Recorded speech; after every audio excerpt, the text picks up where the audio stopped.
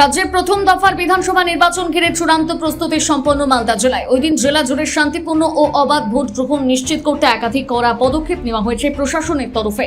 জেলা প্রশাসন সূত্রে জানা গিয়েছে, এবারে মালদা জেলায় মোট ভোটার সংখ্যা ২৭,৯১,৭৩৬। এর মধ্যে মহিলা ভোটার রয়েছেন ১৩,৪৯,৬০৯ জন এবং পুরুষ ভোটার ১৪,৪২,০৬০ জন। পাশাপাশি এবারের এসআইআর প্রক্রিয়ায় প্রায় ২,৪০,০০০ নাম ভোটার তালিকা থেকে বাদ পড়েছে। নিরাপত্তার দিক থেকে বিশেষ গুরুত্ব দেওয়া হয়েছে। জেলায় মোট ১৭২ কোম্পানি আধা সামরিক বাহিনী মোতায়েন থাকবে, যার মধ্যে একটি কেন্দ্রীয় মহিলা বাহিনীও রয়েছে। এছাড়াও প্রায় ৩,০০০ পুলিশ কর্মী নির্বাচনী দায়িত্বে থাকবেন। ৩৬ জন আইসি, সাব ইন্সপেক্টর ও অতিরিক্ত সাব ইন্সপেক্টর মিলিয়ে প্রায় ১,০০০ অফিসার মাঠে থাকবেন। কেরল ও উত্তরপ্রদেশ থেকে সশস্ত্র পুলিশ বাহিনী আনা হয়েছে।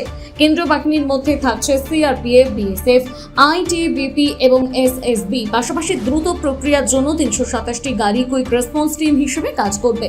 জেলা জুড়ে ৩৭টি নাকা চেকিং পয়েন্ট তৈরি করা হয়েছে। জেলা শাসক জানিয়েছে, এবারের ভোট সম্পূর্ণভাবে ভয়মুক্ত, প্রলোভনহীন এবং শান্তিপূর্ণ পরিবেশে সম্পন্ন করার লক্ষ্য নেওয়া হয়েছে। ভোটারদের বুথে আসতে কোনো বাধা সৃষ্টি হলে সঙ্গে সঙ্গে কঠোর ব্যবস্থা নেওয়া হবে। প্রতিটি পোলিং বুথ এবং তার আশপাশ এলাকায় থাকবে কড়া নজরদারি ও ক্যামেরার ব্যবস্থা। জেলা পুলিশ সুপার অনুপম সিং জানান, देखून मालदा डिस्ट्रिक्टे ये इलेक्शन जो 2026-23 तारीख के आछे आगामी एर जन्य आमादेर मालदा डिस्ट्रिक्टे टोटाल 172 कोम्पानी एसेछे।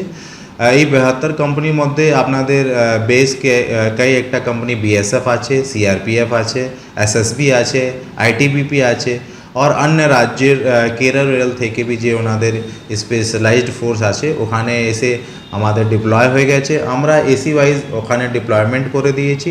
ওনারা কন্টিনিউয়াস কনফিডেন্স বিল্ডিং মেজার্স করছেন, এলাকায় এলাকায় ঘুরছেন, মানুষের সঙ্গে কথা বলছেন।